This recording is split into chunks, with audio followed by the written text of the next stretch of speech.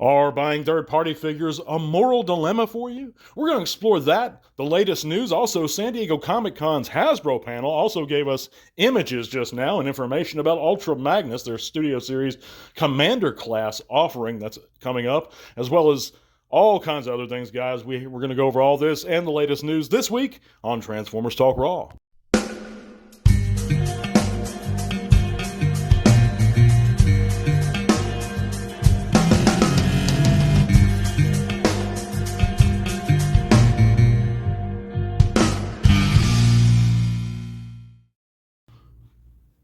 So everybody and their mama, I imagine, is going over the Ultra Magnus news and all the images, and we're going to do that also, guys. But I want to get into a special conversation today and express my views on third-party companies this week. If that's all right with y'all. By the way, I appreciate you guys coming in and listening to the podcast this week. If you haven't heard, you can click all those various links in the description below, and you can check out all kinds of cool stuff, including our Facebook group, where you can come share your own channels pages, chat bots with us. We'd be real glad to see you guys there. You can also help support the podcast via Patreon, via that link below. But let's get on to it, guys. You know, third-party companies have been around for a long time now, at least around the turn of the century. You know, I started noticing them first off with like companies like Warbot and, of course, I believe maybe Fans Project, the City Commander set, and like Warbot Defender. But, you know, there's a point where they offer things that stretch the character so far where legalities and moralities in question can be kind of blurred at times. And I'm under the impression, guys, that sometimes we see with third-party companies, they only offer certain ones offer upgrade sets that actually improve the characters that Hasbro's given us and the look of the characters. And I'm not really against that. I don't even see the moral implications or any negative connotations connected with that if they're just improving an existing product. Because it's not too far from what we do at home sometimes when we maybe customize something. Now, it does get to a point, and they do this often, all the time, actually now, where they're offering us just figures inspired directly from either a comic design or Hasbro property that's just blatantly not theirs. And that's when you have to personally decide whether or not this is morally okay with you. And it's not really to me. And I enjoy third-party companies, and I have enjoyed their products in the past. I think I own one third-party figure now. I don't usually buy them because of this moral dilemma here surrounding them. But it's not merely about taking the high ground, trying to be pious or holy or self-righteous. It's just about trying to do the right thing with me, guys. And sometimes I question it. You know, it's not their property to begin with. It's not their right to own it. Just because we enjoy it, you know, does that give us the moral culpability to just ignore those negative connotations connected with them? And I don't think it does. I think we're very much responsible for our actions. But I'd love to hear what you guys think. You know, but you have sets like the Gravity Builder set, you know, that clearly as individuals, these guys are different enough from the original Constructicons where you can kind of say they were inspired by them, but they're not them. You know, their Hook doesn't look like Hook. They're, you know, and so forth, in my opinion. And then you have like the head robots, the old head robots upgrade sets for Bludgeon and stuff like that, for the Nest Bludgeon. That greatly improved the look of the figure. I enjoyed that set immensely. But so, I mean, it's kind of a gray area, and there's points, very valid points for supporting third-party companies and against it.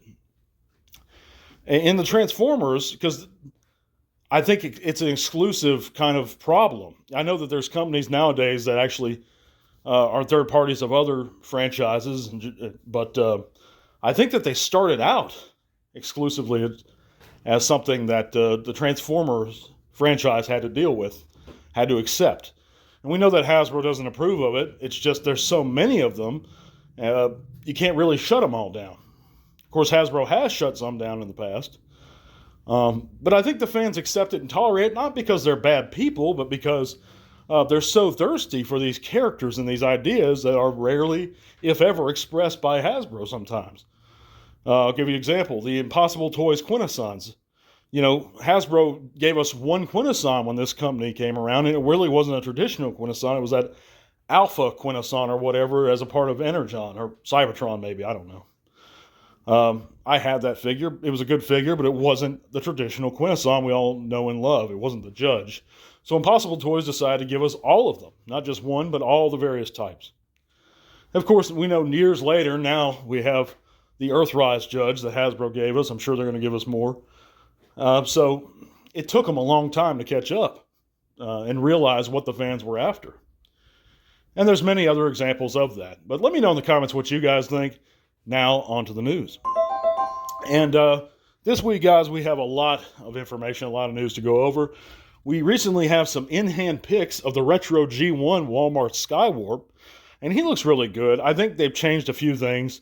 There may not be, I don't believe there's die-cast in it. The colors seem about on par with the original. Of course, we know he comes with that miniature version of Megatron that features a 5mm port where, Skywarp can hold him. That's pretty neat. But also, due to San Diego Comic-Con this year, they just released a lot of information about upcoming Transformers and some detailed pictures of Ultra Magnus, their Studio Series 86 Commander Class Ultra Magnus. We know that he's going to have the Matrix, articulated fingers. He's going to be able to hold 3 cars, deluxe size cars. It's not going to include a white Optimus built out of basically parts, which I thought they were going to do. But it's going to have Omega Supreme's blast effects recolored. It's also going to feature a spring-loaded chest, and we're going to be able to pre-order it in August.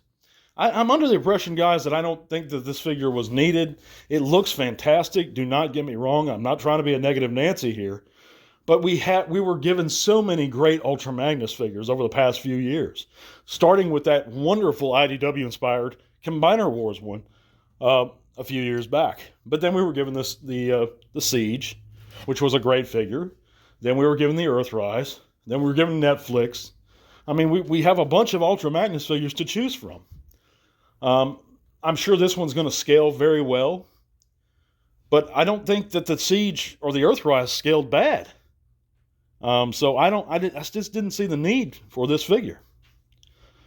But if you do, it's going to be out shortly, and I'm gonna take a wait and see approach with this one, guys. But it does look good. Also, they confirmed in this panel that the Studio Series 86 Frenzy is coming, as well as a Voyager Nacelle. That's awesome. I'm actually more excited about those two. Can't wait to see images of those. But we also have the TFCon Toronto's third-party panel showed off many upcoming offerings from companies like New Age, Dr. Wu, Maki Toys, or Meg Toys, and a bunch more, guys. There's a bunch of images online of this stuff, but TFCon Toronto actually looked fun. Looked like a big gathering of great fans over there. I know they had some awesome guests, just like SDCC did this year. But 3-Zero's Rise of the Beast DLX Optimus is now up for pre-order at $229 US, and ships in the fourth quarter of this year. He looks really good. Comes with tons of accessories. Those 3-Zero figures, I think, have wonderful paint schemes. And I think they are licensed. They are licensed by Hasbro to make those guys. So that's pretty nice. So there's no moral implications with that one. Well, we also have the Buzzworthy Bumblebee Studio Series 86 Ironhide and Prowl 2-pack, which has been found at Canadian retail, as well as the Wave 6 The Legacy Deluxes, DevCon and Beachcomber. So all you folks up there in Canada can enjoy those figures real soon. Should be popping up at localities near you. We also have the Leader Class Toxitron, which has been found at U.S. retail. So that's awesome, and he looks pretty cool. I like that mold they used. But yeah, that's going to sum it up for the news, guys. What do you think of Ultra Magnus? What do you think about the legalities of third-party companies? Do you think they should be shut down? Do you buy third-party figures? Do you enjoy third-party figures? What's your favorite third-party company, guys? But yeah, appreciate you guys listening. We're going to be back real soon. God bless you guys, and tell all one. This podcast is made possible thanks to the support of great people like you. Thank you.